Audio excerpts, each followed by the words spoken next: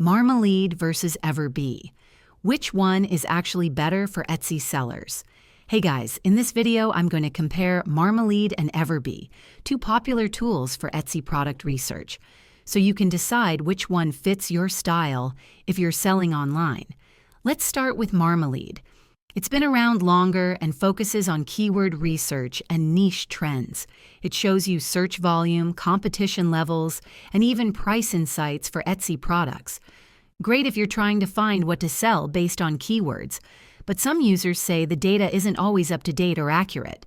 Now let's talk about EverBee.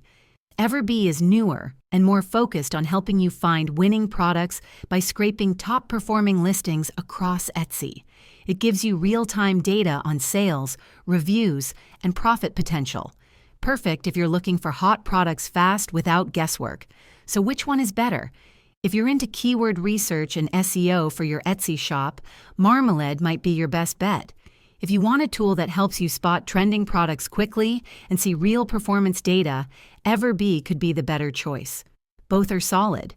It really comes down to how you like to research, keyword-focused versus product-focused. Let me know in the comments which one you use. And if you found this helpful, hit like and subscribe. See you next time.